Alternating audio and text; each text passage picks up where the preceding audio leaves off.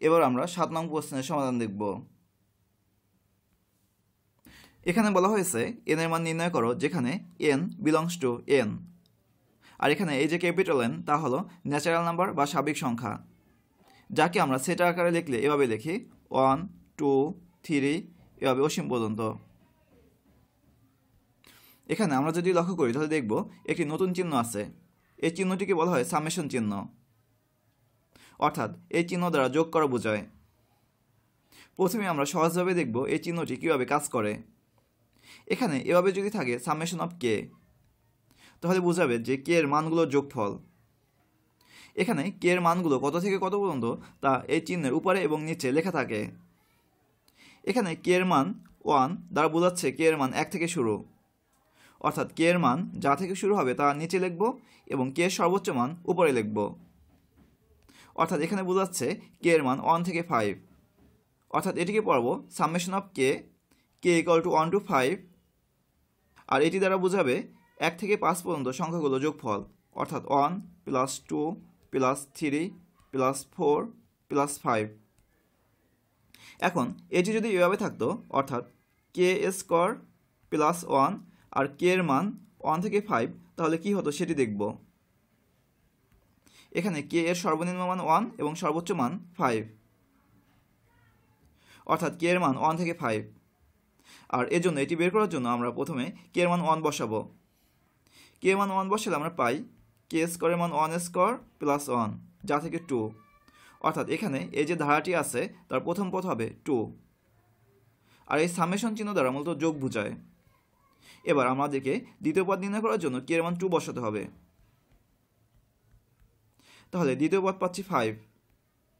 ঠিক একইভাবে কে এর মান 3 বসালে আমরা পাচ্ছি 10, কে এর মান 4 বসালে পাচ্ছি 17 এবং কে এর মান 5 বসালে পাচ্ছি 25। অর্থাৎ summation of k square plus 1 k equal to 1 to 5, এটি দ্বারা বোঝাচ্ছে 2 প্লাস 5 প্লাস 10 প্লাস 17 প্লাস 25। অর্থাৎ একটি ধারাকে আমরা সংক্ষেপে প্রকাশ করতে পারি এই সামেশন চিহ্নের সাহায্যে। এবার আমরা দেখব এখানে 1 নং প্রশ্নে কি বোঝানো হয়েছে। এখানে দেয়া আছে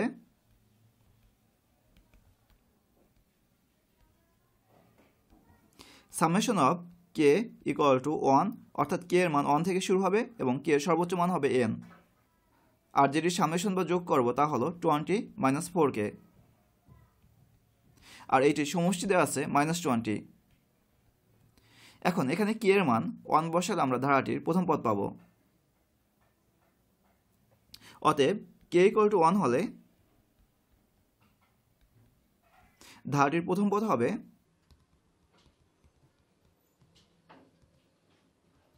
20 মাইনাস 4 ইন্টু কে এর মান 1 বসাবো, যা থেকে পাচ্ছি 16। আবার কে এর মান যদি আমরা 2 বসাই তাহলে ধারাটির দ্বিতীয় পদ পাবো। আর দ্বিতীয় পদ হবে 20 মাইনাস 4 ইন্টু 2, অর্থাৎ কে এর মান 2 বসানো হয়েছে, অর্থাৎ ধারাটির দ্বিতীয় পদ পেলাম 12। ঠিক একইভাবে কে ইকুয়াল টু 3 হলে ধারাটির আমরা তৃতীয় পদ পাবো। আর এখানে কে এর মান 3 বসাবো, যা থেকে আমরা তৃতীয় পদ পাচ্ছি 8।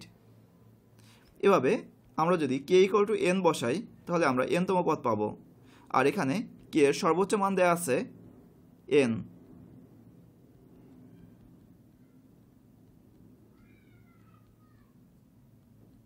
অর্থাৎ ধারাটির n তম পদ হলো 20 মাইনাস 4n। এখন আমরা যদি এই ধারাটিকে সামেশন চিহ্ন না দিয়ে ধারার সাহায্যে লিখি তাহলে এভাবে লিখতে পারবো।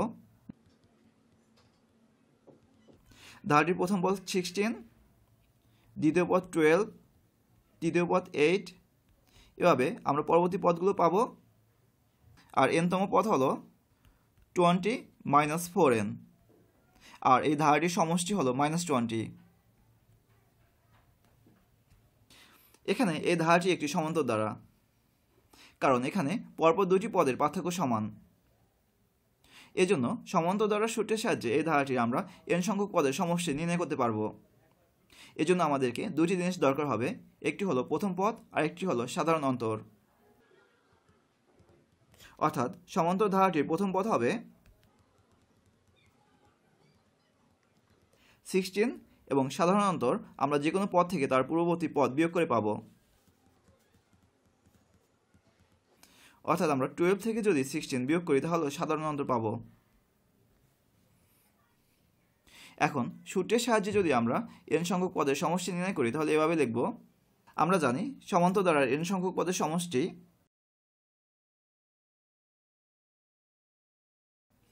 একে আমরা Sn দ্বারা প্রকাশ করব, আর Sn হলো n/2 into toys a plus n-1 into d। আর আমরা যদি ধারাটি লক্ষ্য করি তাহলে দেখব যে এই n সংখ্যক পদের সমষ্টি হলো -20। অতএব আমরা লিখতে পারি সূত্রের সাহায্যে প্রাপ্ত n সংখ্যক পদের সমষ্টি অর্থাৎ n/2 into toys a plus n-1 into d equal to প্রশ্নে দেয়া ধারাটির n সংখ্যক পদের সমষ্টি অর্থাৎ -20। এখানে আমরা a এবং d এর মান জানি, যা থেকে n এর মান নির্ণয় করতে পারব।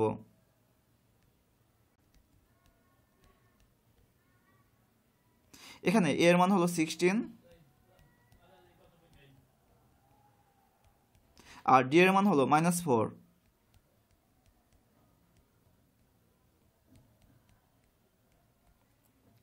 এখন এটিকে আমরা সহজ করব। 16 সাথে 2 গুণ করলে আমরা পাচ্ছি 32।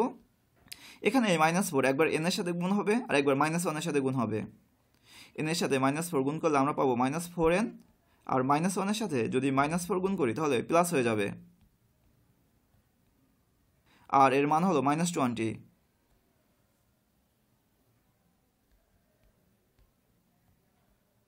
এখন 32 এর সাথে 4 যোগ করলে আমরা পাচ্ছি 36 4n ইকুয়াল টু -20।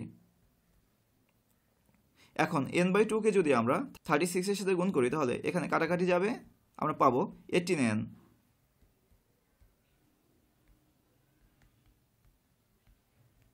আবার n/2 কে যদি আমরা -4n এর সাথে গুণ করি তাহলে এই 2 আর এই 4 কাটাকাটি যাবে, আমরা পাবো -2n²।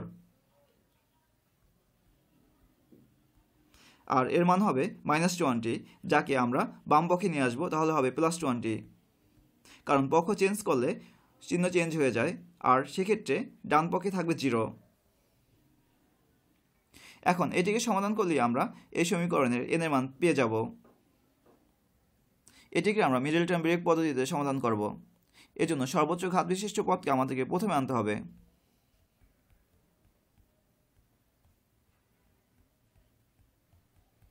আবার মিডল টার্ম কাজটি সহজ করার জন্য আমরা সর্বোচ্চ ঘাত বিশিষ্ট পদকে ধনাত্মক করব। এজন্য আমাদেরকে এই চিহ্ন পরিবর্তন করতে হবে, আর চিহ্ন পরিবর্তন করলে সবগুলোরই চিহ্ন পরিবর্তন করতে হবে, আর -1 গুণ করলে এই চিহ্ন পরিবর্তন হবে। অর্থাৎ সবগুলো পদকে -1 গুণ করে পাই 2n², আর এখানে প্লাস হয়ে যাবে মাইনাস, আর 20 হয়ে যাবে মাইনাস, আর 0-র সাথে -1 গুণ করলে এর চিহ্নের পরিবর্তন হবে না, অর্থাৎ 0ই পাবো। এখন এটিকে আমরা আরেকটু সহজ করতে পারি, অর্থাৎ 2 দ্বারা ভাগ করতে পারি। তাহলে 2n² কে 2 দ্বারা ভাগ করলে আমরা পাবো n², -18n কে 2 দ্বারা ভাগ করলে পাবো 9n, আর -20 কে 2 দ্বারা ভাগ করলে আমরা পাবো 10। আমরা কোনো কিছু ভাগ করলে সব কিছুকে ভাগ করতে হবে, আর 0-কে 2 দ্বারা ভাগ করলে আমরা পাবো 0ই। এখানে আমরা যদি লক্ষ্য করি তাহলে দেখব যে 10 এর চিহ্ন মাইনাস। এই জন্য 10কে আমাদেরকে দুইটি সংখ্যার গুণফল আকারে প্রকাশ করতে হবে যেন এদের বিয়োগফল 9 হয়। অর্থাৎ 10কে আমরা লিখতে পারি 1 × 10, আর এক্ষেত্রে আমরা বিয়োগফল পাচ্ছি 9, অর্থাৎ আমরা এটিই নেব। আমরা মিডল টার্ম -9n কে লিখব -10n plus n, n² -9n এর পরিবর্তে -10n plus n -10 equal to 0। এখন প্রথম দুটি পদ থেকে আমরা n কমন নিতে পারবো, সেক্ষেত্রে পাবো n-10। আবার শেষ দুটি পদ থেকেও আমরা +1 কমন নিতে পারবো, সেক্ষেত্রে পাবো n-10। এখন আমরা যদি লক্ষ্য করি তাহলে দেখব যে দুইটি পদেই n-10 আছে, এর জন্য আমরা n-10 কমন নেব। তাহলে থাকছে n, আর এখানে যদি n-10 কমন নেই তাহলে থাকে শুধু +1। এখন দুইটি পদের গুণফল 0, মানে এদের মধ্যে অন্ততপক্ষে একটি 0, অর্থাৎ আমরা লিখতে পারি হয় n-10 = 0 অথবা n+1 = 0।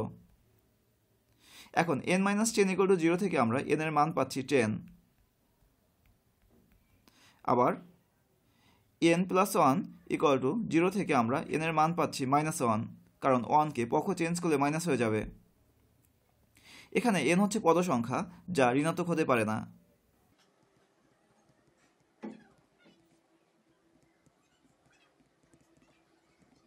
এজন্য n = -1 গ্রহণযোগ্য নয়।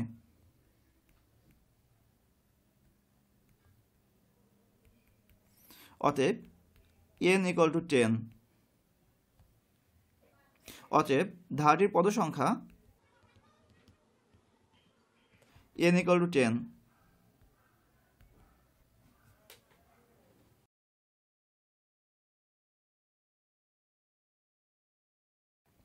এবার আমরা 2 নং প্রশ্নের সমাধান দেখব।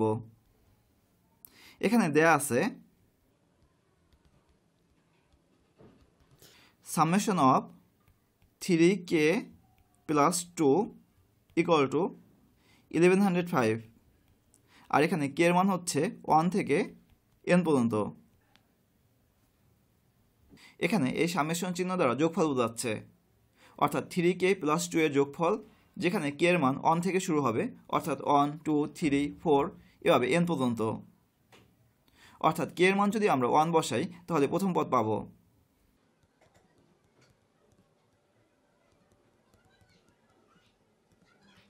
আর সেক্ষেত্রে প্রথম পদ হবে k এর মান 1 বসালে যা পাই তা, অর্থাৎ 3 × k এর মান 1, যার সাথে 2 যোগ হবে, অর্থাৎ আমরা পাচ্ছি 5। ঠিক একইভাবে k = 2 হলে আমরা ধারাটির দ্বিতীয় পদ পাবো,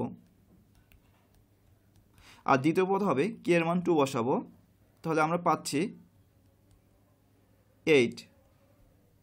ঠিক একইভাবে k = 3 হলে আমরা ধারাটির তৃতীয় পদ পাবো, আর সেটি হলো 3 × 3 + 2, অর্থাৎ k এর মান 2 বসানো হয়েছে, যা থেকে আমরা পাচ্ছি 11। এভাবে আমরা যদি বসাতে থাকি k এর মান n বসালে আমরা n-তম পদ পাবো।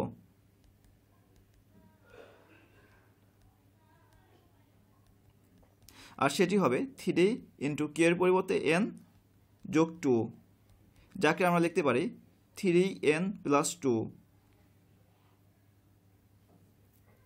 অর্থাৎ এখানে সামেশন চিহ্নের মাধ্যমে একটি ধারা দেয়া আছে যার প্রথম পদ হলো 5।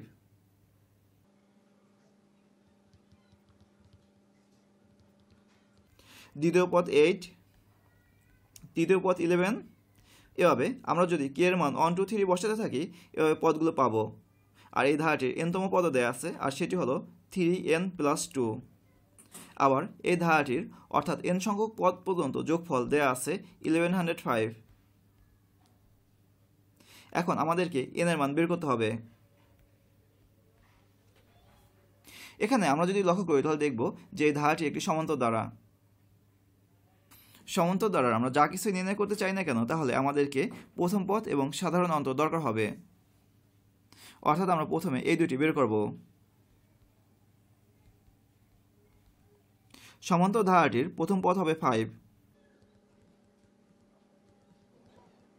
আর সাধারণ অন্তর বের করার জন্য আমাদেরকে যে কোনো পদ থেকে তার পূর্ববর্তী পদ বিয়োগ করতে হবে। এখানে আমরা 8 থেকে যদি 5 বিয়োগ করি তাহলে সাধারণ অন্তর পাবো। এখানে n সংখ্যক পদের সমষ্টি দেয়া আছে 1105। আমরা সূত্রের সাহায্যে n সংখ্যক পদের সমষ্টি নির্ণয় করব, এরপরে একটি সমীকরণ গঠন করব যা থেকে n এর মান নির্ণয় করতে পারবো। এই জন্য আমরা লিখব, আমরা জানি সমান্তর ধারার n সংখ্যক পদের সমষ্টি, আর এই সমষ্টিকে আমরা Sn দ্বারা প্রকাশ করব। আর সূত্র হলো n/2 × 2a + n - 1 × d। আর এখানে n সংখ্যক পদের সমষ্টি দেওয়া আছে 1105। অতএব আমরা লিখতে পারি সূত্রের সাহায্যে প্রাপ্ত n সংখ্যক পদের সমষ্টি অর্থাৎ n/2 into twice a plus n-1 into d আর প্রশ্নে দেয়া n সংখ্যক পদের সমষ্টি। এখন এখানে আমরা a এবং d এর মান জানি, যা থেকে n এর মান নির্ণয় করতে পারবো।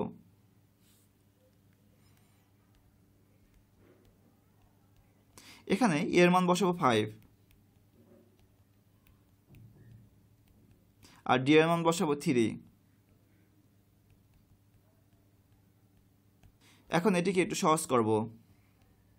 2 এর সাথে 5 গুণ করলে আমরা পাচ্ছি 10, আবার 3 কে যদি n এর সাথে গুণ করি তাহলে পাচ্ছি 3n, আর 3 এর সাথে 1 গুণ করলে -3।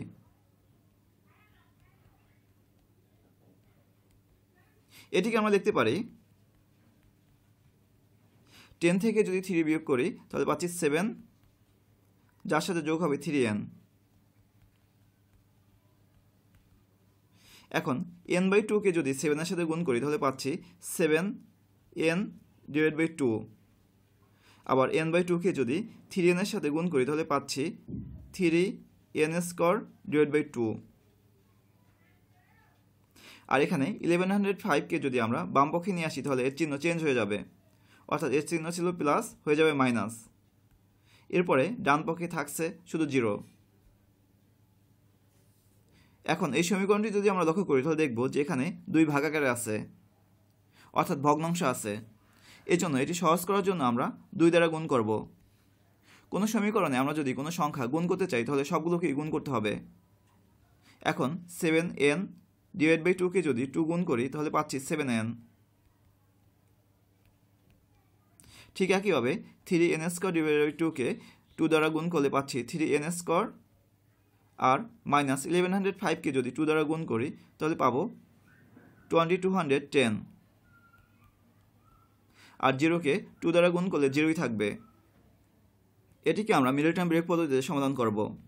এজন্য সর্বোচ্চ ঘাত বিশিষ্ট পদটিকে আমাদেরকে প্রথমে লিখতে হবে।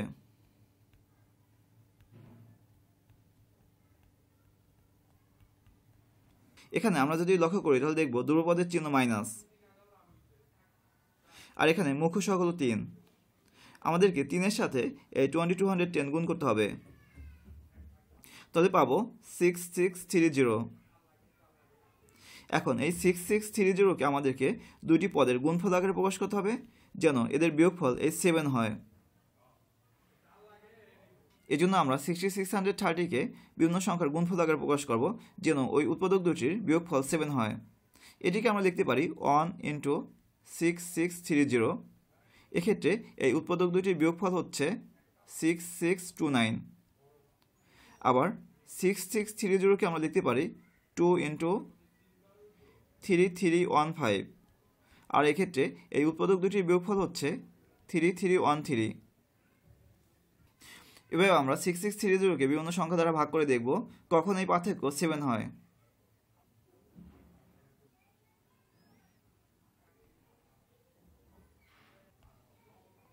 এখানে আমরা যদি 6630 কে 85 দ্বারা ভাগ করি তাহলে পাচ্ছি 78।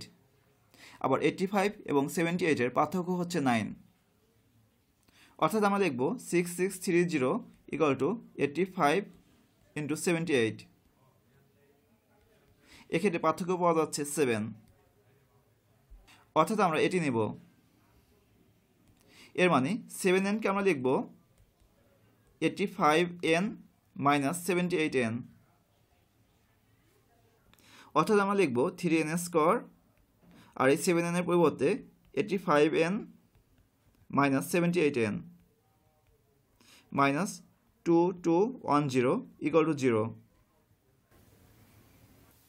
এখানে আমরা প্রথম দুটি পদ যদি লক্ষ্য করি তাহলে দেখব যে শুধু n কমন নেওয়া যাচ্ছে, অর্থাৎ আমরা n কমন নেব, এই জন্য ব্র্যাকেট দেব। এখন 3n² কে যদি n দ্বারা ভাগ করি তাহলে পাচ্ছি 3n। আবার 85n কে আমরা যদি n দ্বারা ভাগ করি তাহলে পাচ্ছি +85। আবার আমরা যদি শেষ দুটি পদ লক্ষ্য করি তাহলে দেখব যে দুইটি পদকেই আমরা 26 দ্বারা ভাগ করতে পারি, অর্থাৎ এক্ষেত্রে আমরা কমন নেব -26। আমরা -78n কে যদি -26 দ্বারা ভাগ করি তাহলে পাবো 3n, অর্থাৎ এখানে পাবো 3n। আবার -2210কে যদি আমরা -26 দ্বারা ভাগ করি তাহলে পাবো +85, আর এর মান হবে 0। এখানে লক্ষণীয় যে মিডল টার্ম বিয়োগ পদ্ধতিতে উৎপাদকে বিশ্লেষণ করার ক্ষেত্রে আমরা এই দুটি পদ সমান পাবো। এজন্য একটি পেলেই অপর পদটি কী হবে সেটি অনুমান করা যায়।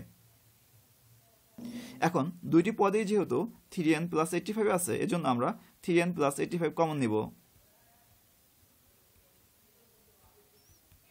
তাহলে অবশিষ্ট থাকে n - 26। এখন দুইটি রাশির গুণফল 0, মানে এদের মধ্যে অন্ততপক্ষে একটির মান 0। অতএব আমরা লিখব হয় 3n + 85 = 0, অথবা n - 26 = 0।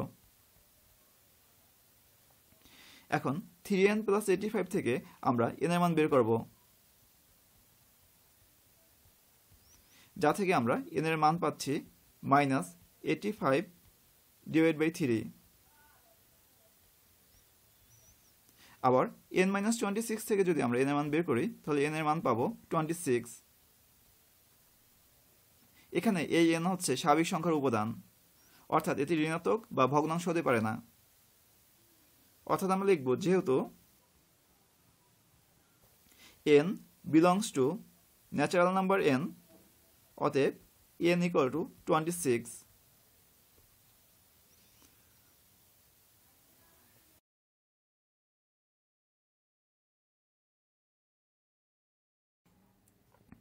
এবার আমরা 3 নং ধারাটির সমাধান দেখব। এখানে দেয়া আছে সামেশন অফ -8 ইন্টু, এখানে 0.5কে আমরা দেখতে পারি হাফ, এর পাওয়ার হচ্ছে k - 1, আর এখানে k এর মান বলা হচ্ছে 1 থেকে n পর্যন্ত, অর্থাৎ k এর মান একবার হবে 1, একবার 2, এভাবে n পর্যন্ত। আর এখানে এই সামেশন চিহ্ন দ্বারা সমষ্টি বোঝাচ্ছে, অর্থাৎ এই n সংখ্যক পদ পর্যন্ত সমষ্টি হলো -255/16। অর্থাৎ এখানে k এর মান যদি 1 বসাই তাহলে আমরা ধারাটির প্রথম পদ পাবো। k = 1 হলে ধারাটির প্রথম পদ এখানে আছে -8 ইন্টু ½ k - 1,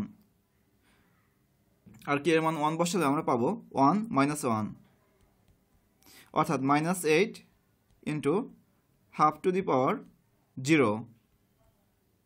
এখন কোনো কিছুর পাওয়ার 0 মানে 1, আর -8 এর সাথে 1 গুণ করলে আমরা -8ই পাবো। এবার k = 2 বসালে আমরা ধারাটির দ্বিতীয় পদ পাবো, আর সেটি হবে -8 ইন্টু আমরা k এর মান 2 বসাবো। এখন 2 - 1 মানে 1, আর কোনো কিছুর পাওয়ার 1 মানে ওইটাই, অর্থাৎ হাফের পাওয়ার 1কে আমরা হাফ লিখতে পারি, যা থেকে আমরা পাচ্ছি -4। ঠিক একইভাবে k = যদি আমরা 3 বসাই তাহলে ধারাটির তৃতীয় পদ পাবো, আর সেটি হবে -8 ইন্টু হাফের পাওয়ার k এর মান 3 - 1, আর হাফের পাওয়ার 3 - 1 মানে হাফের পাওয়ার হলো 2, আর হাফের পাওয়ার 2 মানে 1 এর পাওয়ার 2, আর 2 এর পাওয়ার 2, আর 2 এর পাওয়ার 2 মানে 4, অর্থাৎ ½ 3 - 1কে আমরা লিখতে পারি 1/4। -8 এর সাথে 1/4 গুণ করলে আমরা পাচ্ছি -2। এভাবে ধারাটির পরবর্তী পদগুলো পাবো, এবং k এর মান যদি আমরা n বসাই তাহলে n-তম পদ পাবো, আর n-তম পদ হবে -8 ইন্টু 1/2, k এর পরিবর্তে আমরা n বসাবো। এখন এখানে ধারাটির প্রথম পদ -8, দ্বিতীয় পদ -4 এভাবে পেয়েছি। অতএব আমরা যে ধারাটি পেয়েছি তা হলো -8 -4 -2 এভাবে ধারাটির হচ্ছে n তম পদ -8 into half to the power n-1। আর এখানে দেয়া আছে এই ধারাটির n সংখ্যক পদের সমষ্টি হলো -255/16। আমরা n এর মান নির্ণয় করব। এখন আমরা যদি লক্ষ্য করি তাহলে দেখব যে এই ধারাটি গুণোত্তর দ্বারা, অর্থাৎ প্রতিটি পদ পূর্ববর্তী পদের অর্ধেক। এখন গুণোত্তর দ্বারা আমরা যা কিছুই নির্ণয় করি না কেন আমাদেরকে দুটি জিনিস দরকার হবে, একটি হলো প্রথম পদ এবং অপরটি সাধারণ অনুপাত। অর্থাৎ আমরা দেখব গুণোত্তর দ্বারাটির প্রথম পদ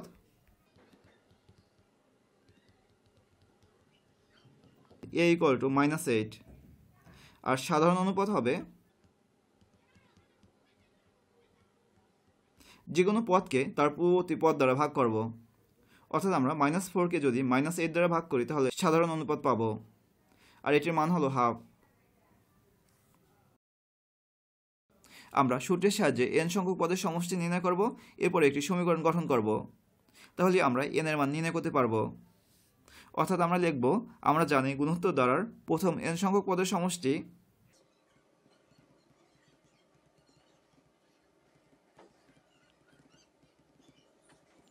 এই সমষ্টিকে আমরা Sn দ্বারা সূচিত করব, আর এর সূত্র হচ্ছে a × 1 - r⁴ divided by 1 - r। আর এখানে দেয়া আছে ধারাটি nটি পদের সমষ্টি -255/16। অতএব আমরা লিখতে পারি a × 1 - r⁴ divided by 1 - r = -255/16। এখানে আমরা a এবং r এর মান জানি, যা থেকে n এর মান নির্ণয় করতে পারব। এর মান বসাবো -8, r এর মান বসাবো হাফ।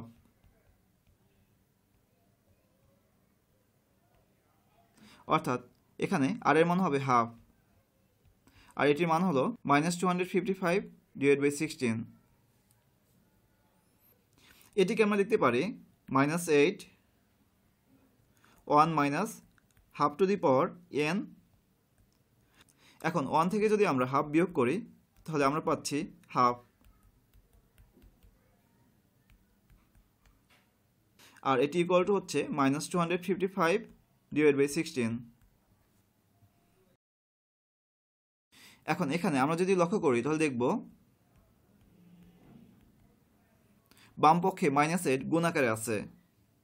এর জন্য -8কে যদি আমরা অপর পক্ষে নেই তাহলে ভাগ হয়ে যাবে, আর ভাগ হওয়া মানে হরের সাথে গুণ।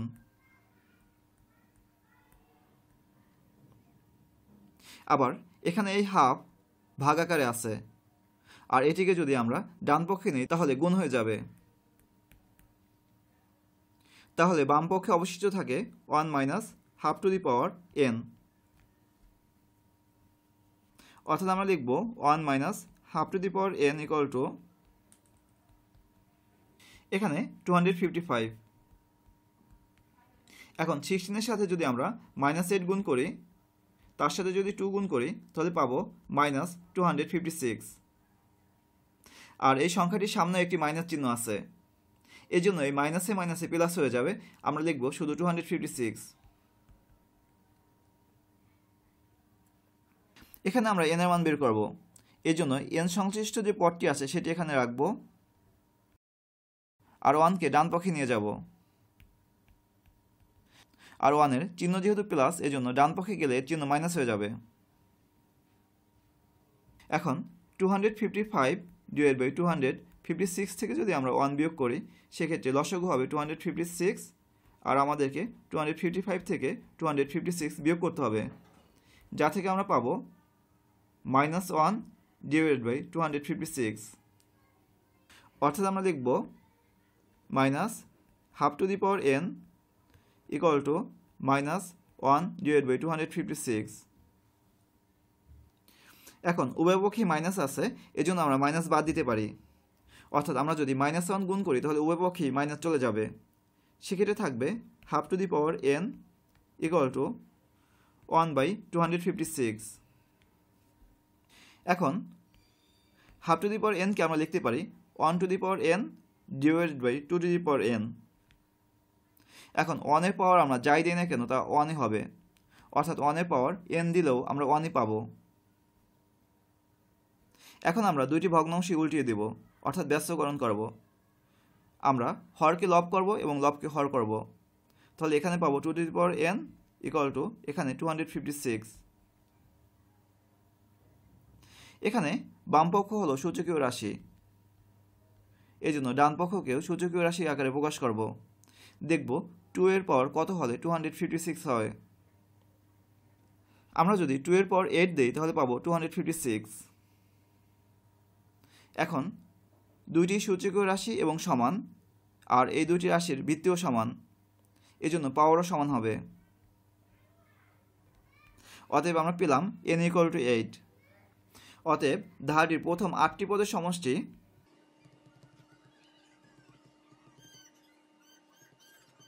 -255 ডিভাইড বাই 16। এবার আমরা 4 নং ধারাটির সমাধান দেখব। এখানে দেয়া আছে summation of 3 two the power k minus 1, আর এখানে k এর মান শুরু হচ্ছে 1 থেকে, অর্থাৎ 1 2 3 4 এভাবে n পর্যন্ত। আর এই সামেশন বা এই ধারাটির যোগফল হচ্ছে 3280। এখানে k এর মান যদি আমরা 1 বসাই তাহলে এই ধারাটির প্রথম পদ পাবো। অতএব আমরা লিখব k ইকুয়াল টু 1 হলে ধারাটির প্রথম পদ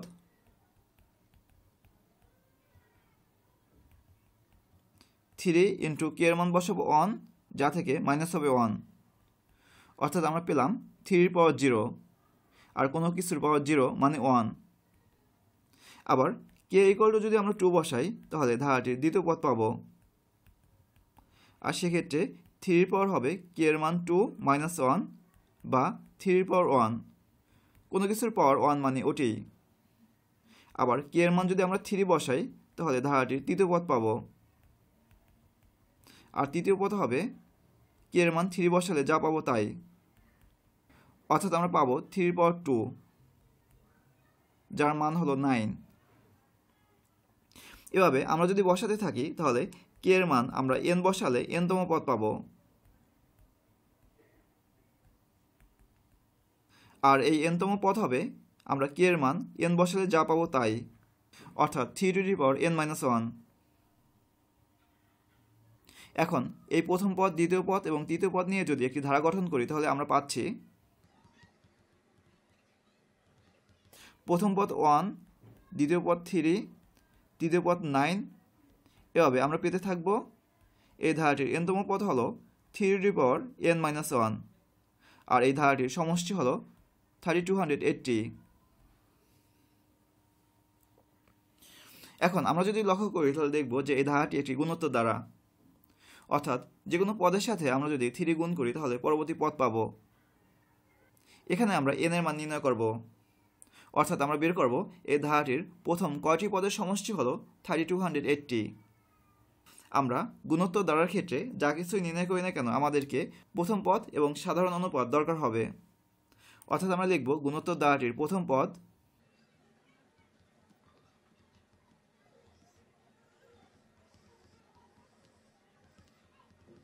এখানে এর মান 1 এবং সাধারণ অনুপাত হবে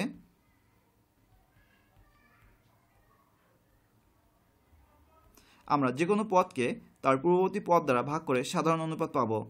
এখানে দ্বিতীয় পদ 3, যাকে আমরা 1 দ্বারা ভাগ করলেও সাধারণ অনুপাত পাবো। এখানে এই ধারাটি আমরা প্রথম পদ এবং সাধারণ অনুপাত নির্ণয় করেছি।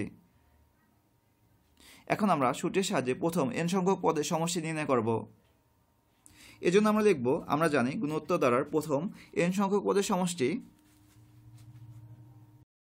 একে আমরা Sn দ্বারা প্রকাশ করব, আর এর সূত্র হলো a into 1 minus r to the power n divide by 1 minus r। এখানে সূত্রের সাহায্যে প্রথম n সংখ্যক পদের সমষ্টি পেয়েছি a into 1 minus r to the power n divide by 1 minus r। আর প্রশ্নে দেওয়া আছে প্রথম n সংখ্যক পদের সমষ্টি 3280। অতএব আমরা লিখতে পারি এই দুটি সমান।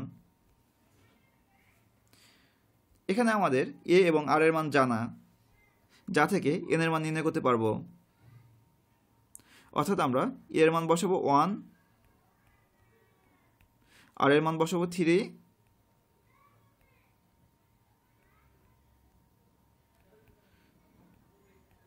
তাহলে আমরা এটি পাচ্ছি। এখন 1কে যদি আমরা গুণ করি তাহলে 1ই হয়, অর্থাৎ এখানে 1 minus 3 two the power n, আর 1 থেকে যদি 3 বিয়োগ করি তাহলে পাবো -2, আর এর মান হচ্ছে 3280। এখানে -2 ভাগ আকারে আছে, যা অপরপক্ষে নিলে গুণ হয়ে যাবে, অর্থাৎ আমরা পাচ্ছি 1 minus 3 two the power n, আর -2কে যদি আমরা ডান পক্ষে নেই তাহলে তা গুণ হবে।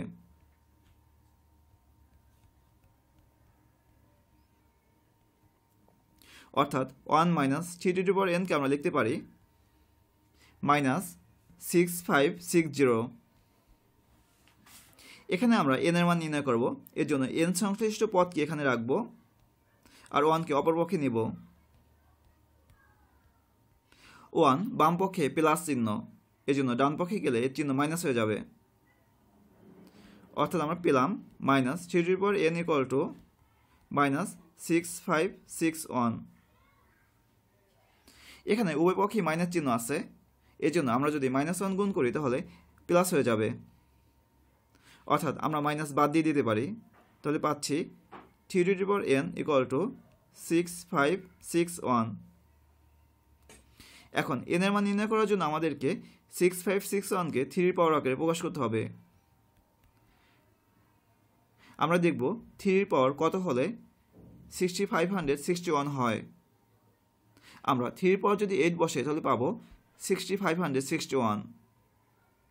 এখন উভয়টি সূচকীয় রাশি এবং সমান, যার ভিত্তিও সমান, অতএব আমরা বলতে পারি পাওয়ার সমান হবে, অর্থাৎ n ইকুয়াল টু 8।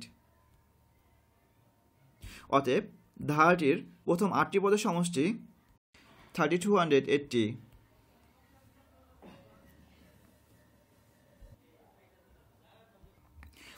এবার আমরা 8 নং প্রশ্নের সমাধান দেখব। প্রশ্ন 8-এ বলা হয়েছে একটি সমান্তর ধারার প্রথম, দ্বিতীয় ও 10তম পদ যথাক্রমে একটি গুণোত্তর ধারার প্রথম, চতুর্থ ও 7তম পদের সমান। আর প্রশ্ন কয়ে বলা হয়েছে সমান্তর ধারার প্রথম পদকে a, সাধারণ অন্তর d এবং গুণোত্তর ধারার সাধারণ অনুপাত r হলে ধারা দুইটি সমন্বয়ে দুইটি সমীকরণ গঠন করো। এখানে দুইটি ধারার কথা বলা হয়েছে, একটি সমান্তর এবং একটি গুণোত্তর। প্রথমে আমরা সমান্তর ধারা বিবেচনা করব।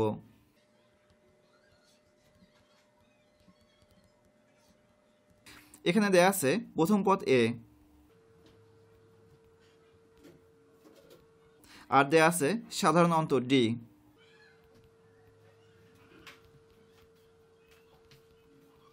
এখন সমান্তর ধারার ক্ষেত্রে আমরা যদি প্রথম পদ এবং সাধারণ অন্তর জানি তাহলে যে কোনো পদ নির্ণয় করতে পারবো, আর এর জন্য আমরা সমান্তর ধারার n-তম পদের সূত্র ব্যবহার করব। অর্থাৎ সমান্তর ধারার n-তম পদ হবে a plus n-1 into d। আমরা প্রথম পদ পেয়েছি a, দ্বিতীয় পদ ও দশম পদ নির্ণয় করব। তাহলে দ্বিতীয় পদ হবে n এর মান 2 বসালে আমরা দ্বিতীয় পদ পাবো,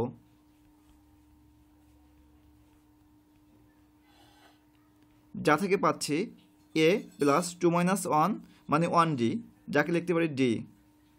আবার এই দশম পদ বের করব।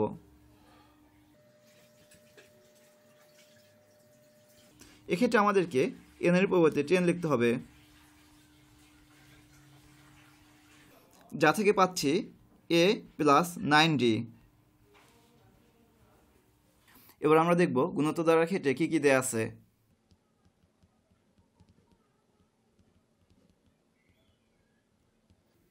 এখানে বলা হয়েছে সমান্তর ধারার প্রথম পদ এবং গুণোত্তর ধারার প্রথম পদ একই, আর সমান্তর ধারার প্রথম পদ আমরা a ধরেছি, এর জন্য গুণোত্তর ধারার প্রথম পদও হবে a।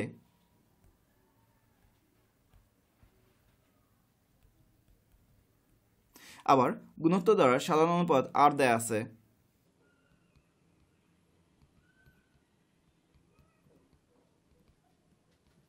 আর এখানে গুণোত্তর দ্বারার চতুর্থ এবং 7তম পদ এর কথা বলা হয়েছে। অর্থাৎ আমরা গুণোত্তর দ্বারাটির চতুর্থ পদ এবং 7তম পদ নির্ণয় করব। এজন্য আমরা গুণোত্তর দ্বারার n-তম পদের সূত্র ব্যবহার করব। গুণোত্তর দ্বারার n-তম পদ হলো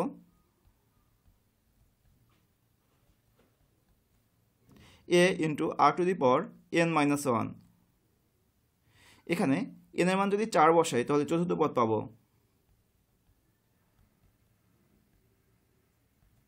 তাহলে চতুর্থ পদ হবে a r⁴ - 1, যা থেকে পাচ্ছি a r3। এখন n এর মান যদি আমরা 7 বসাই তাহলে পাবো 7তম পদ। অর্থাৎ সেক্ষেত্রে 7তম পদ হবে a × r⁻7−1, যা থেকে পাই a × r⁶। এখন আমরা যদি প্রশ্ন লক্ষ্য করি তাহলে দেখব যে সমান্তর দ্বারার দ্বিতীয় পদ হলো গুণোত্তর দ্বারার চতুর্থ পদ, আবার সমান্তর দ্বারার দশম পদ হলো গুণোত্তর দ্বারার 7তম পদ। অতএব আমরা লিখতে পারি প্রশ্ন মতে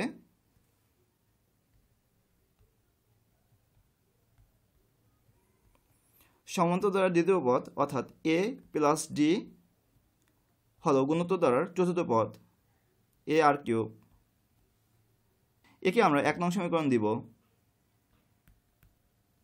আবার সমান্তর দ্বারার দশম পদ অর্থাৎ a + 9d হলো গুণোত্তর দ্বারার 7তম পদ অর্থাৎ a r⁶। একে আমরা 2 নং সমীকরণ দিব। এগুলোই হলো নির্ণয় সমীকরণ।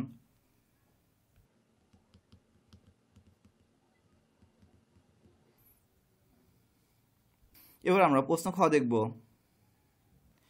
প্রশ্ন খ বলা হয়েছে সাধারণ অনুপাত r এর মান নির্ণয় করো। আমরা প্রশ্ন ক এ দুটি সমীকরণ পেয়েছি। এই সমীকরণ দুটি থেকে সাধারণ অন্তর r এর মান নির্ণয় করব।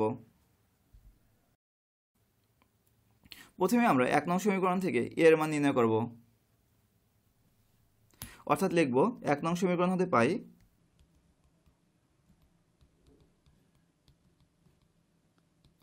এখানে 1 নং সমীকরণ হলো a + d = a r3। আমরা এখান থেকে a এর মান নির্ণয় করব।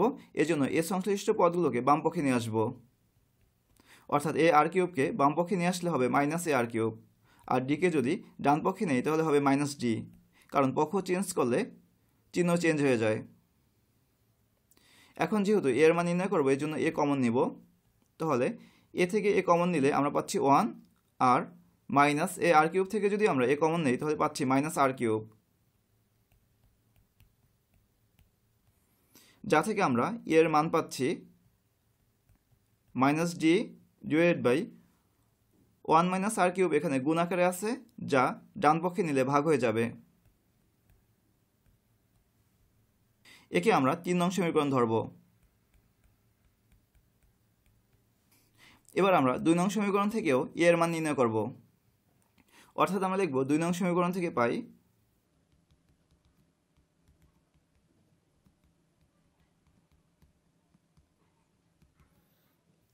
a + 9d = a r⁶। এক্ষেত্রেও যেহেতু a এর মান বের করবো এজন্য এগুলোকে বাম পক্ষে নিয়ে আসব। অর্থাৎ লিখব a - a r⁶ = 9dকে আমরা ডান পক্ষে নেব, এজন্য এর চিহ্ন চেঞ্জ হয়ে যাবে। এখন আমরা a কমন নিব।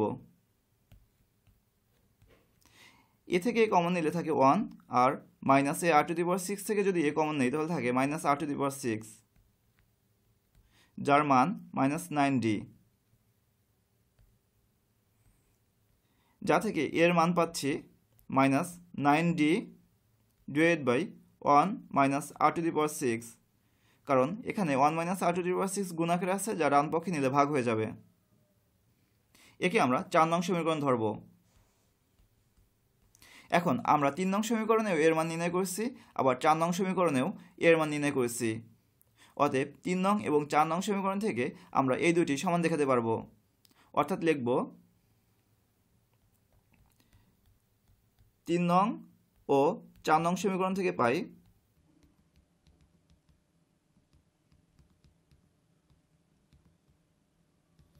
3 নংয়ে পেয়েছি এর মান হলো -d divided by 1 minus r cube. আবার 4 নংয়ে পেয়েছি এর মান -9d divided by 1 minus r⁶। যেহেতু উভয় এর মান, এজন্য এই দুইটি সমান। এখন আমরা উভয় পক্ষেই -d দ্বারা ভাগ করব, অর্থাৎ -d divided by 1 minus r cube. এর সাথে যদি আমরা 1 বাই -d গুণ করি তাহলে এই -d আর এই -d কাটা যাবে, তাহলে থাকবে শুধু 1 divided by 1 minus r cube. ঠিক একইভাবে ডান পক্ষে থাকবে 9 ডিভাইডেড বাই 1 মাইনাস r⁶। এখন আমরা ক্রস গুণ করব। ক্রস গুণ মানে এভাবে গুণ, অর্থাৎ বাম পক্ষের হরের সাথে ডান পক্ষের লব গুণ করব। এখন 1 এর সাথে যদি 9 গুণ করি তাহলে পাচ্ছি 9, আর মাইনাস r কিউবের সাথে 9 গুণ করলে পাচ্ছি -9r কিউব। ঠিক একইভাবে বাম পক্ষের লবের সাথে ডান পক্ষের হর গুণ করব। 1 এর সাথে 1 গুণ করলে পাচ্ছি 1, আবার 1 এর সাথে -r⁶ গুণ করলে আমরা পাচ্ছি -r⁶। এটিকে আমরা মিডল টার্ম ব্রেক পদ্ধতিতে সমাধান করব। এজন্য সব কিছুকে বাম পক্ষে নিয়ে আসব। 1 যেহেতু প্লাস, এর চিহ্ন মাইনাস হয়ে যাবে, আবার -r কিউবের চিহ্ন মাইনাস, এর জন্য এটি বাম পক্ষে আসলে প্লাস হয়ে যাবে। যেহেতু ডান পক্ষে আর কিছু থাকছে না, এর জন্য এটি লিখব 0। এবার এটিকে আমরা সাজিয়ে লিখব। তাহলে সবার আগে লিখব r⁶, এরপরে -9r কিউব। এখন 9 থেকে 1 বিয়োগ করলে আমরা পাচ্ছি 8। এখন এটিকে আমরা মিডল টার্ম ব্রেক পদ্ধতিতে সমাধান করব। এজন্য আমরা মনে করি r কিউব = x। তাহলে প্রদত্ত রাশি হবে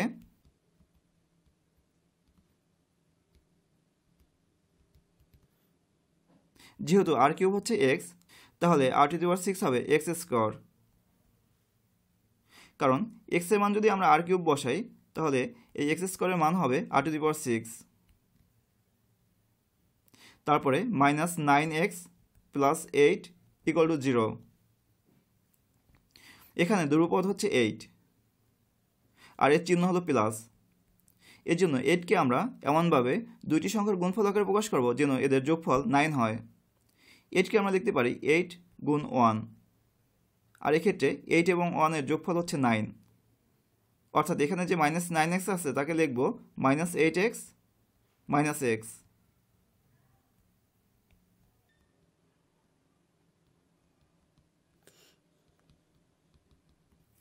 এখন প্রথম দুটি পদ থেকে আমরা x কমন নিতে পারি, তাহলে থাকে x - 8।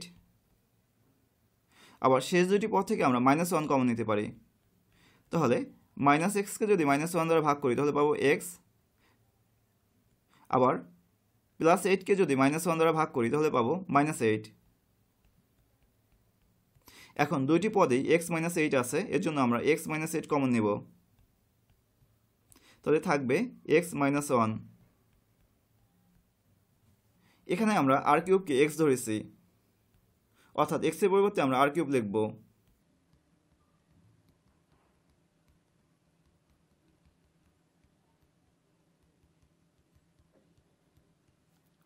এখন দুইটি রাশির গুণফল 0, মানে এদের মধ্যে অন্ততপক্ষে একটি 0, অর্থাৎ লিখব হয়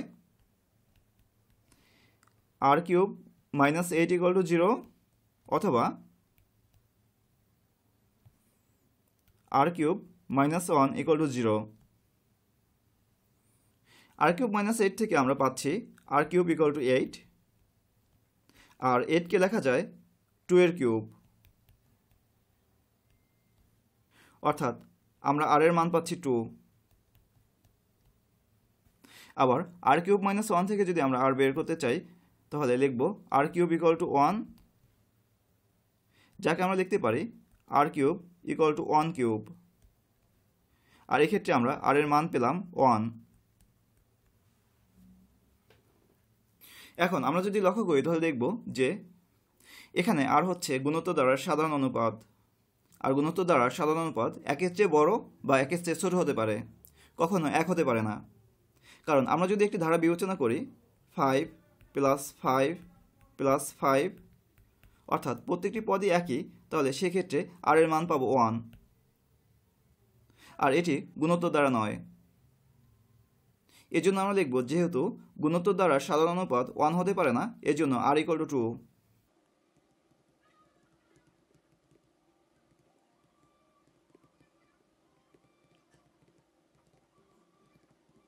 অর্থাৎ এখানে যে গুণোত্তর ধারাটি বলা হয়েছে তার সাধারণ অনুপাত বা r এর মান হলো 2। এবার আমরা প্রশ্ন গ দেখব। প্রশ্ন গয়ে বলা হয়েছে গুণোত্তর ধারাটির দশম পদ 5120 হলে a এবং d এর মান নির্ণয় করো।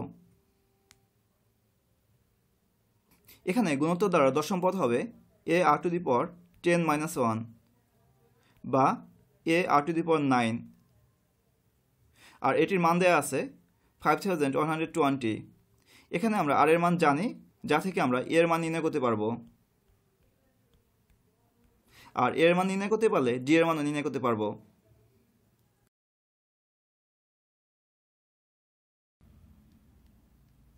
অর্থাৎ আমরা লিখব গুণোত্তর ধারাটির 10তম পদ ar⁻10 - 1, কারণ আমরা জানি গুণোত্তর দ্বারার nতম পদ হচ্ছে ar⁻n - 1, যা থেকে আমরা পাচ্ছি ar⁻9।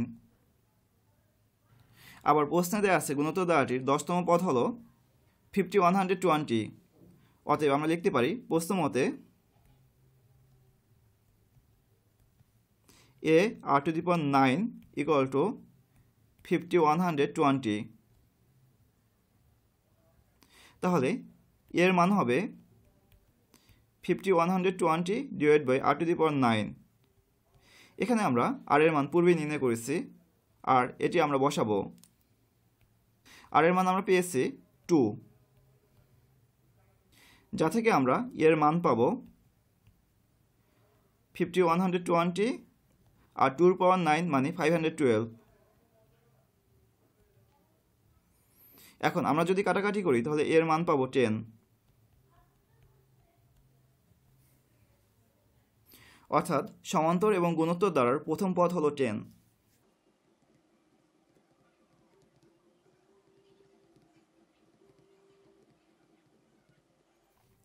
এবার আমরা 1 নং সমীকরণ থেকে d এর মান নির্ণয় করব।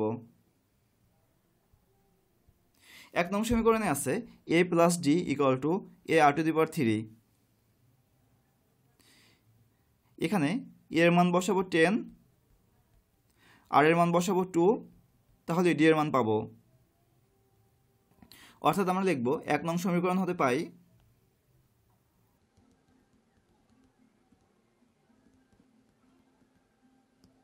a + d = ar⁻3। এখানে এর মান হলো 10, আমরা d এর মান নির্ণয় করব, আর r এর মান পেয়েছি 2, যা থেকে আমরা পাচ্ছি 10 + d = 2 কিউবের মান হলো 8, যার সাথে 10 গুণ করলে আমরা পাচ্ছি 80। এখন d এর মান নির্ণয় করার জন্য আমাদেরকে 10কে ডান পক্ষে নিতে হবে, আর চিহ্ন হয়ে যাবে মাইনাস, যা থেকে আমরা d এর মান পাচ্ছি 70। অর্থাৎ সমান্তর ধারাটির সাধারণ অন্তর হলো 70।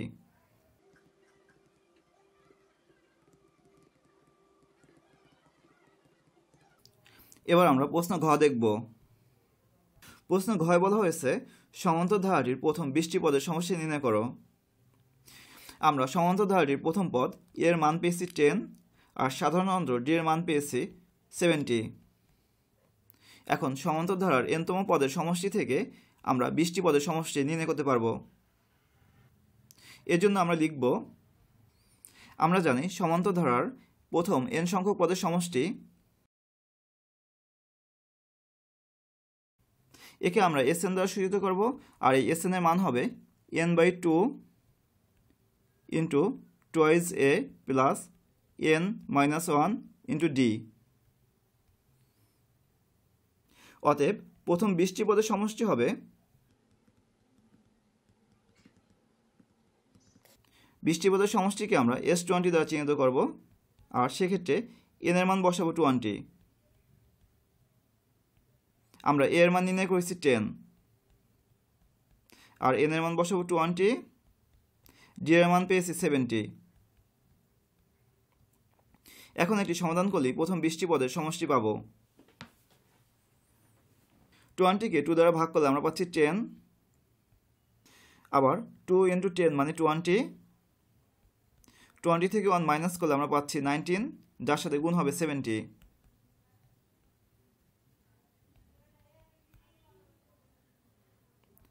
যা থেকে পাচ্ছি 20 প্লাস 19 এর সাথে 70 গুণ করলে আমরা পাচ্ছি 1330। অর্থাৎ আমরা পেলাম 10 × 1350, যা থেকে প্রথম 20টি পদের সমষ্টি পাচ্ছি 13500। অতএব সমান্তরাল ধারাটির প্রথম 20টি পদের সমষ্টি 13500।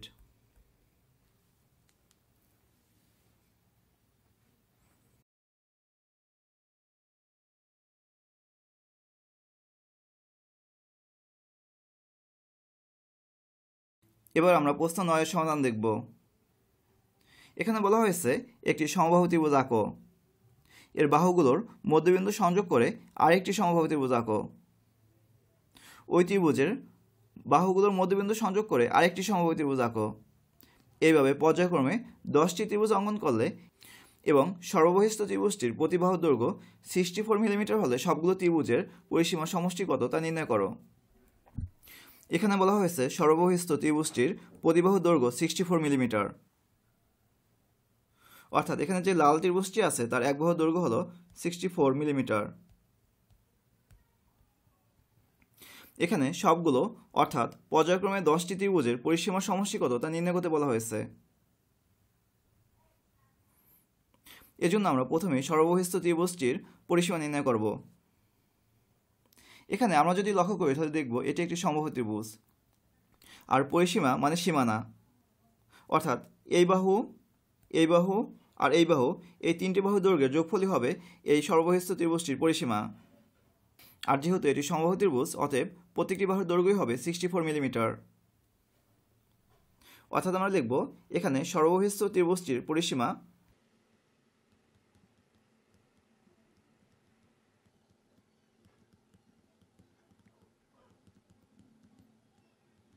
এখানে প্রত্যেকটি বাহু 64 মিলিমিটার, আর পরিসীমা হবে এর 3 গুণ, অর্থাৎ তিনটি বাহুর যোগফল, যা থেকে পাচ্ছি 192 মিলিমিটার। এবার আমরা দ্বিতীয় সর্ববহিস্থ ত্রিভুজটির পরিসীমা নির্ণয় করব, অর্থাৎ এই সবুজ যে ত্রিভুজটি আছে তার পরিসীমা নির্ণয় করব। যে কোনো ত্রিভুজের আমরা যদি দুইটি বাহুর মধ্যবিন্দু নির্ণয় করি এবং এই মধ্যবিন্দু দুইটি সংযোগ স্থাপন করি, তাহলে এই সংযোগ স্থাপনকারী রেখা এই বাহুটির অর্ধেক হবে। অর্থাৎ এখানে এই যে বাহুটি আছে তা হলো এই যে বড় বাহু তার অর্ধেক। তাহলে যেহেতু এটি 64 মিলিমিটার, তার মানে এটি হবে 32 মিলিমিটার। ঠিক একইভাবে দ্বিতীয় সর্ববহিস্থ ত্রিভুজ অর্থাৎ সবুজ ত্রিভুজটির প্রত্যেকটি বাহু দৈর্ঘ্য হবে 32 মিলিমিটার। এখন দ্বিতীয় সর্ববহিস্থ ত্রিভুজটির প্রত্যেকটি বাহুর দৈর্ঘ্য যেহেতু সর্ববহিস্থ ত্রিভুজটির বাহু দৈর্ঘ্যের অর্ধেক, এর জন্য পরিসীমাও হবে অর্ধেক, 192 / 2 মিলিমিটার, যা থেকে আমরা পাই 96 মিলিমিটার।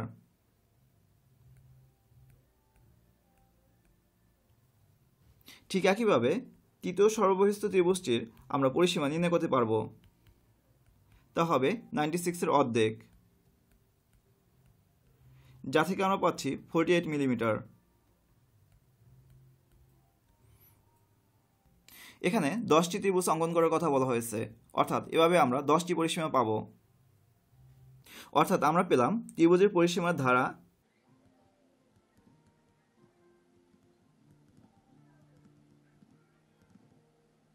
সর্ববৃহৎ ত্রিভুজটির পরিসীমা 192, এর পরবর্তী ত্রিভুজটির পরিসীমা হচ্ছে 96, এভাবে তৃতীয় সর্ববৃহৎ ত্রিভুজটির পরিসীমা হচ্ছে 48। এভাবে আমাদের প্রথম 10টি ত্রিভুজের পরিসীমা সমষ্টি নির্ণয় করতে হবে। এখানে আমরা যদি লক্ষ্য করি তাহলে দেখব এটি একটি গুণোত্তর দ্বারা, অর্থাৎ প্রত্যেকটি পদ পূর্বের পদের অর্ধেক। এটির আমরা প্রথম 10টি পদের সমষ্টি নির্ণয় করব। আর সমষ্টি নির্ণয় করার জন্য আমাদেরকে দুটি জিনিস দরকার হবে, প্রথম পদ এবং সাধারণ অনুপাত। এখানে প্রথম পদ এর মান হচ্ছে 192 এবং সাধারণ অনুপাত আর এর মান হবে যে কোনো পদ ভাগ তার পূর্ববর্তী পদ। অর্থাৎ আমরা 96কে যদি 192 দ্বারা ভাগ করি তাহলে আর পাবো, আর এখানে আর এর মান হলো হাফ।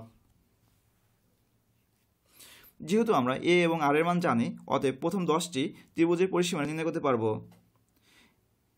এজন্য আমরা সূত্র ব্যবহার করব। গুণোত্তর দ্বারার প্রথম nটি পদের সমষ্টি হবে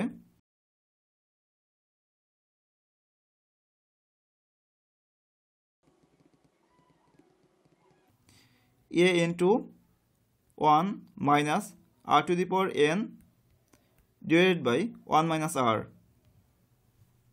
এই সূত্র ব্যবহার করে আমরা প্রথম 10টি ত্রিভুজের পরিসীমা নির্ণয় করতে পারব।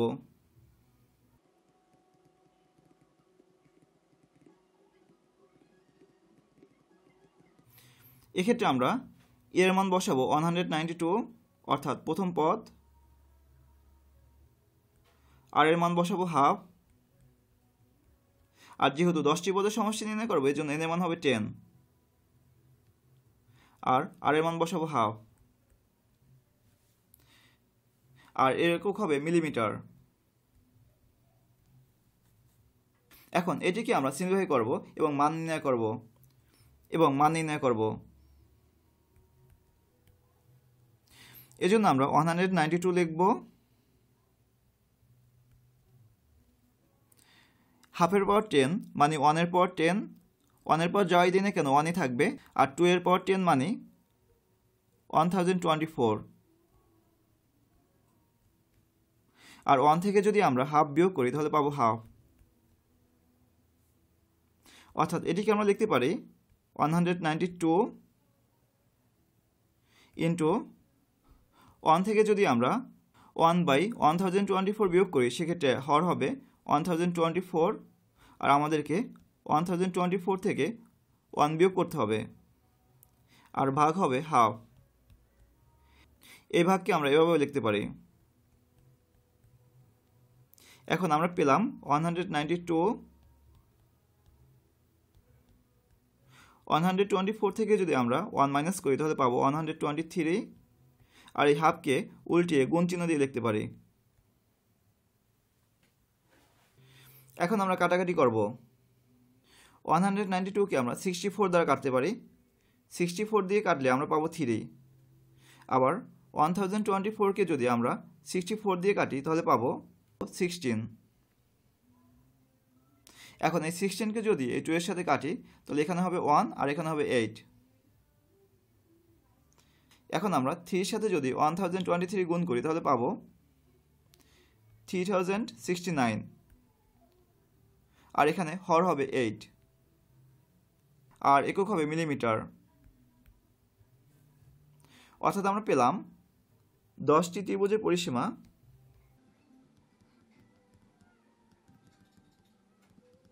3069 divided by 8 মিলিমিটার।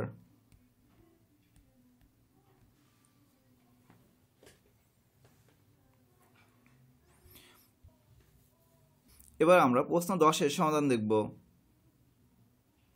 এখানে বলা হয়েছে শাহানা তার শিক্ষা প্রতিষ্ঠানে একটি চারাগাছ রোপণ করলো। 1 বছর পর চারাগাছটির উচ্চতা 1.5 ফুট হলো। পরবর্তী বছরের উচ্চতা 0.75 ফুট বৃদ্ধি পেল। প্রতি বছর গাছটির উচ্চতা পূর্বের বছরের বৃদ্ধিপ্রাপ্ত উচ্চতার 50% বাড়ে। এভাবে বাড়তে থাকলে 20 বছর পর গাছটির উচ্চতা কত ফুট হবে তা নির্ণয় করতে হবে। এখানে দেয়া আছে 1 বছর পরে গাছটির উচ্চতা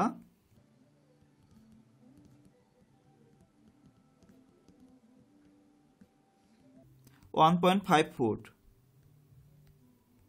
যাকে আমরা যদি ভগ্নাংশে প্রকাশ করি তাহলে লিখব 3/2 ফুট। এরপরে বলা হয়েছে পরবর্তী বছর এর উচ্চতা 0.75 ফুট বৃদ্ধি পেল, অর্থাৎ দ্বিতীয় বছরে গাছটির উচ্চতা বৃদ্ধি পেয়েছে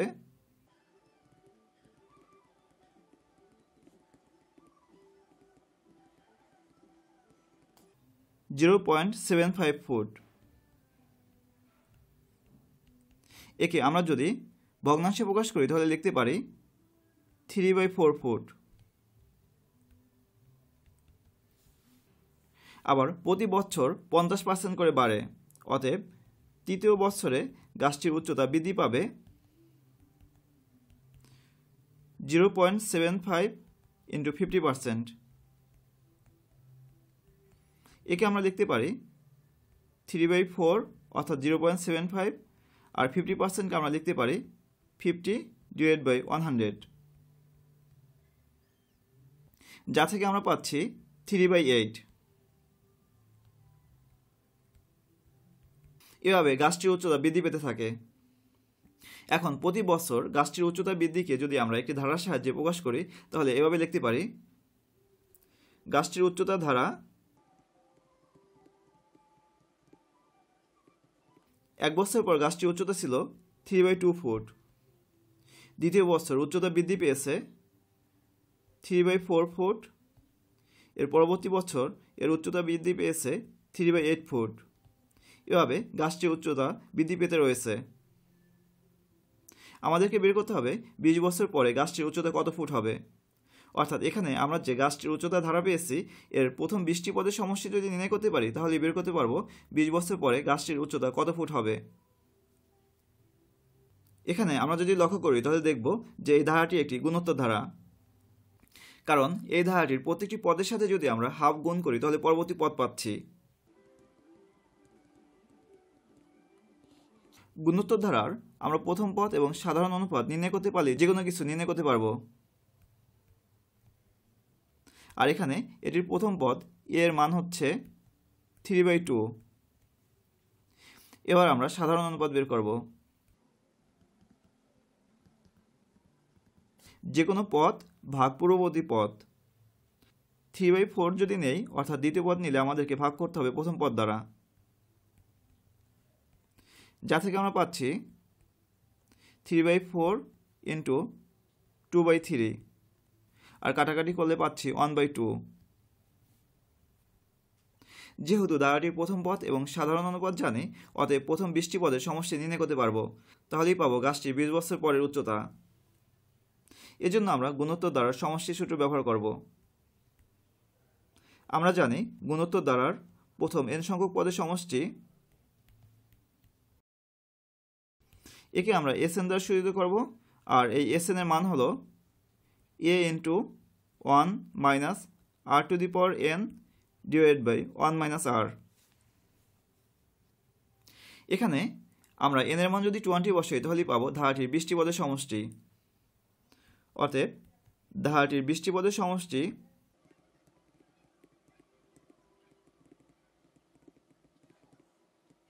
আমরা a এর মান বসাবো 3/2, আর r এর মান হচ্ছে হাফ, এর পাওয়ার হবে 20 কারণ এখানে n এর মান 20, আর হরেও r এর মান বসাবো হাফ। এখন এটি সমাধান করলে আমরা প্রথম 20টি পদের সমষ্টি পাব। আমরা এটিকে লিখতে পারি 3/2 ×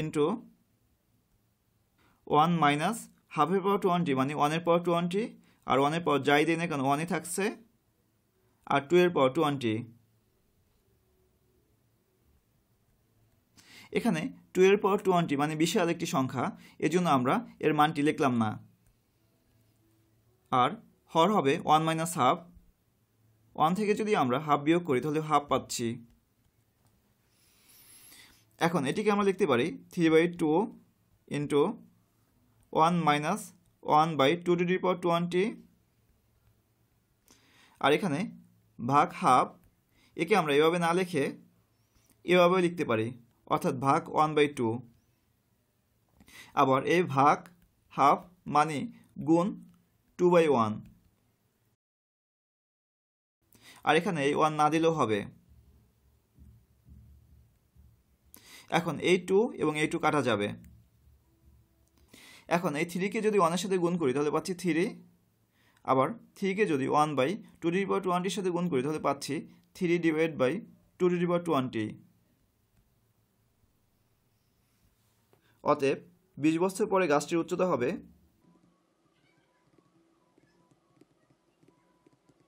3 - 3/220 ফুট।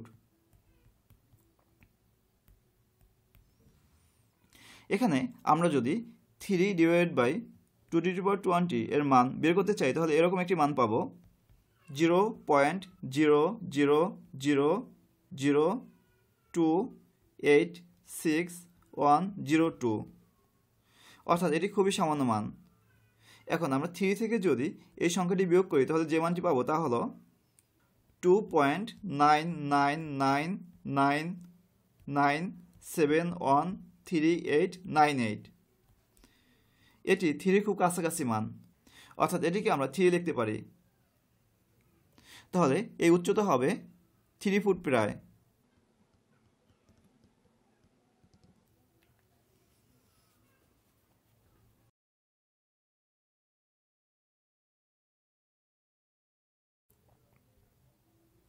এবার আমরা প্রশ্ন 11 দেখব।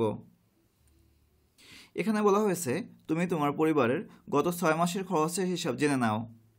প্রতি মাসের খরচকে একটি পদ বিবেচনা করে সম্ভব হলে একটি ধারায় রূপান্তর করো। তারপর নিচের সমস্যাগুলো সমাধানের চেষ্টা করো। অর্থাৎ প্রথমে আমি আমার পরিবারের বিগত 6 মাসের খরচ জেনে নেব। প্রথমে আমরা গত 6 মাসের খরচের একটি ছক তৈরি করব।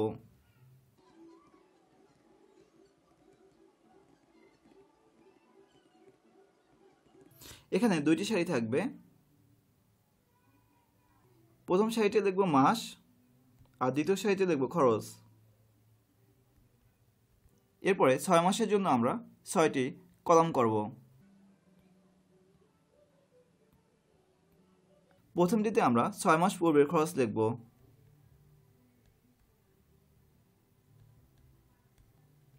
দ্বিতীয়টিতে আমরা 5 মাস পূর্বের খরচ লিখব। এভাবে 4 মাস পূর্বের, 3 মাস পূর্বের খরচ, 2 মাস পূর্বের খরচ এবং সর্বশেষটিতে 1 মাস পূর্বের খরচ লিখব। আমি আমার পরিবার থেকে জেনেছি 6 মাস পূর্বে আমার পরিবারের খরচ ছিল 42,200 টাকা। 5 মাস পূর্বের খরচ ছিল 43,000 টাকা। 4 মাস পূর্বের খরচ ছিল 42,500 টাকা। 3 মাস পূর্বের খরচ ছিল 42,000 টাকা। 2 মাস পূর্বের খরচ ছিল 42,800 টাকা। আর 1 মাস পূর্বের খরচ হলো 43,700 টাকা। এবার প্রশ্ন কয় বলা হয়েছে ধারা তৈরি করা সম্ভব হয়েছে কি, হলে কোন ধরনের ধারা পেয়েছো ব্যাখ্যা করো। এখানে আমরা যদি লক্ষ্য করি তাহলে দেখব যে এই পদের পার্থক্য সমান নয়। অর্থাৎ এখানে যে পার্থক্য হলো তা হলো 800, আবার এখানে এই দুইটি পদের পার্থক্য হলো -500। এর জন্য এক্ষেত্রে আমরা কোনো ধারা পাবো না, অর্থাৎ ধারা তৈরি করা সম্ভব হয়নি। কিন্তু এটিকে যদি আমরা ধারায় প্রকাশ করতে না পারি তাহলে পরবর্তী প্রশ্নগুলোর উত্তর দিতে পারবো না। এজন্য আমরা এই সংখ্যাগুলোকে বা মাসিক খরচকে ধারায় প্রকাশ করার চেষ্টা করব। আমরা 6 মাস পূর্বের খরচ এবং 1 মাস পূর্বের খরচকে ঠিক রেখে বাকি খরচগুলো মডিফাইড করব। এখানে আমরা যদি লক্ষ্য করি তাহলে দেখব যে 6 মাস পূর্বের খরচ হলো 42,200 এবং 1 মাস পূর্বের খরচ হলো 43,700। এখন এই দুইটির বিয়োগফল হলো এই দুটির বিয়োগফল হলো 1500। অর্থাৎ 5 মাসে খরচ বৃদ্ধি পেয়েছে 1500, অর্থাৎ 1 মাসে বৃদ্ধি পেয়েছে 300। এজন্য আমরা প্রত্যেকটি মাসে 300 করে বাড়িয়ে দেব। তাহলে 5 মাস পূর্বের খরচ হলো 42,500, 4 মাস পূর্বের খরচ হলো 42,800, 3 মাস পূর্বের খরচ হচ্ছে 43,100, আর 2 মাস পূর্বের খরচ হচ্ছে 43,400। এখন আমরা যদি লক্ষ্য করি তাহলে দেখব যে একটি ধারা তৈরি করা সম্ভব হয়েছে। অর্থাৎ আমরা প্রশ্ন করে লিখব ধারা তৈরি করা সম্ভব হয়েছে।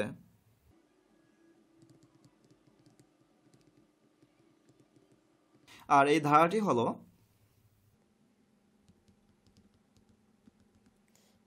42,200 যোগ 42,500 যোগ 42,800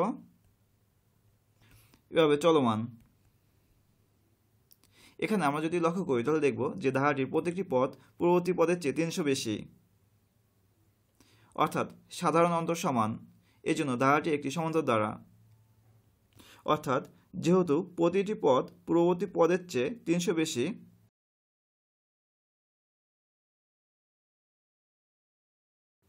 অতএব ধারাটি একটি সমান্তর ধারা।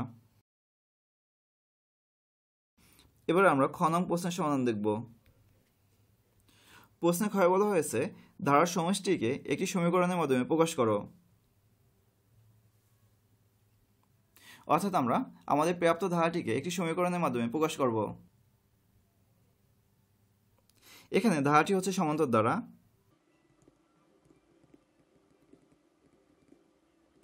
যার প্রথম পদ হচ্ছে 42,200,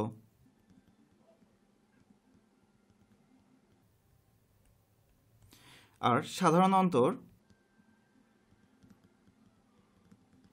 জি এর মান হচ্ছে, আমরা যে কোনো পদ থেকে যদি পূর্ববর্তী পদ বিয়োগ করি তাহলে সাধারণ অন্তর পাব, যা থেকে আমরা পাচ্ছি 300। যেহেতু আমরা প্রথম পদ এবং সাধারণ অন্তর পেয়েছি, অতএব এই ধারাটির সমষ্টি নির্ণয় করতে পারব। এজন্য আমরা সমান্তর ধারার সমষ্টি সূত্র ব্যবহার করব। আমরা জানি সমান্তর ধারার n-তম পদের সমষ্টি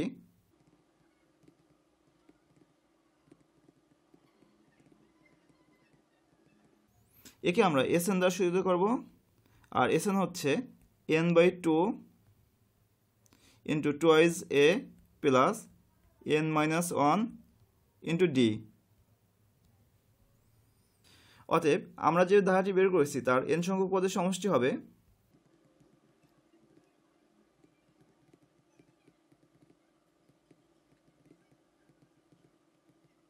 আমরা এর পরিবর্তে 42,200 লিখব,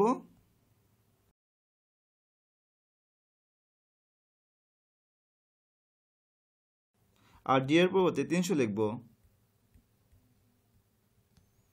এটি হিসাব করলে আমরা ধারাটির প্রথম n সংখ্যক পদের সমষ্টি পাব। অর্থাৎ আমরা পেলাম Sn = n/2। 42,200 কে যদি 2 গুণ করি তাহলে পাচ্ছি 84,400। আবার n এর সাথে 300 গুণ করলে আমরা পাচ্ছি 300n, মাইনাস 1 এর সাথে 300 গুণ করলে আমরা পাচ্ছি -300, যা থেকে আমরা Sn এর মান পাচ্ছি n/2 300n, আর 84,400 থেকে যদি আমরা 300 বিয়োগ করি তাহলে পাচ্ছি 84,100। এখন আমরা যদি n/2 গুণ করি তাহলে পাচ্ছি 300n এর সাথে n/2 গুণ করলে আমরা পাচ্ছি 150 n²। আবার 84,100 এর সাথে n/2 গুণ করলে আমরা পাচ্ছি 42,050n। এটি হলো ধারাটির সমষ্টিকে একটি সমীকরণের মাধ্যমে প্রকাশ।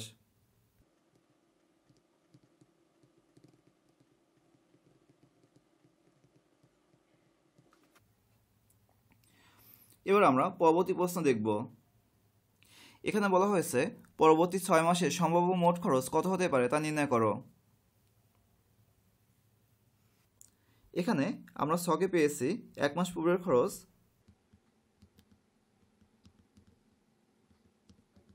43,700 আর প্রতি মাসে খরচ 300 করে বৃদ্ধি পাচ্ছে। অতএব পরবর্তী মাসের খরচ হবে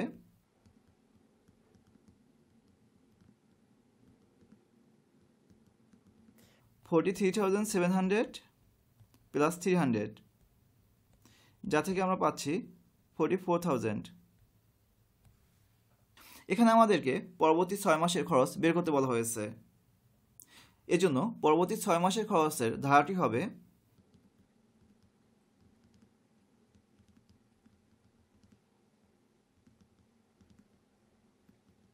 যার প্রথম পদ হবে পরবর্তী মাসের খরচের সমান, অর্থাৎ 44,000। এর পরবর্তী মাসে খরচ 300 বৃদ্ধি পাবে, অর্থাৎ আমরা পাবো 44,300। এভাবে 300 করে বৃদ্ধি পেতে থাকবে।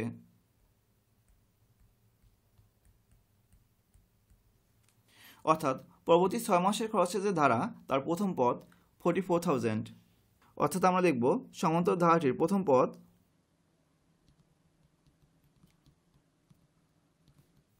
a equal to 44,000।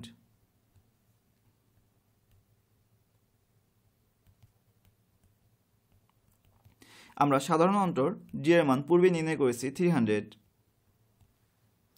এখন এই প্রথম পদ এবং সাধারণ অন্তর থেকে আমরা পরবর্তী 6 মাসের খরচ বের করতে পারব। এজন্য আমরা সমান্তর ধারার n সংখ্যক পদের সমষ্টির সূত্র ব্যবহার করব।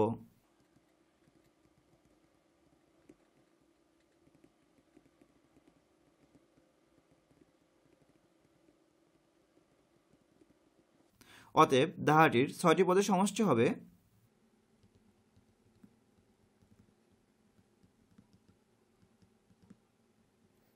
আমরা n এর পরিবর্তে 6 বসাবো,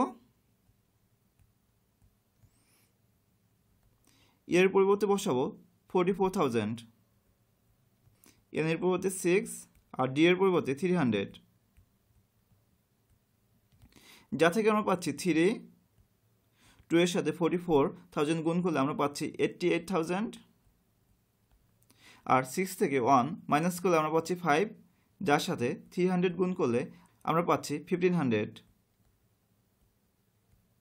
অর্থাৎ আমরা পেলাম 3 ইন্টু 89,500, আর এটি হিসাব করলে আমরা পাবো 268,500। অর্থাৎ পরবর্তী 6 মাসের খরচ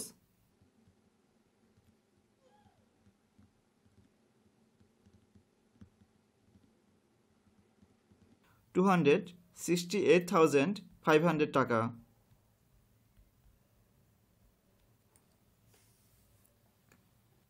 এবার আমরা পরবর্তী প্রশ্ন দেখব। এখানে বলা হয়েছে পরিবারের মাসিক বা বার্ষিক খরচ সম্পর্কে তোমার উপলব্ধিবোধ লিপিবদ্ধ করো।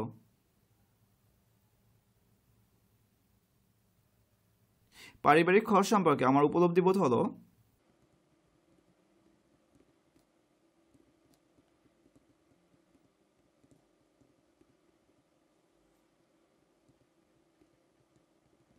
প্রতি মাসে খরচ বৃদ্ধি পাচ্ছে।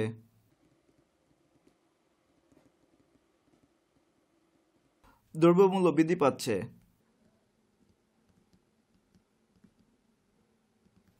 আমাদের পড়ার খরচ বৃদ্ধি পাচ্ছে।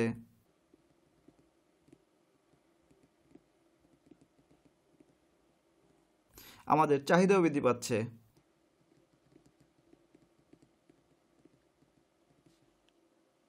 প্রতি মাসে আয় বৃদ্ধি না পেলে আমাদেরকে সংকটে পড়তে হবে।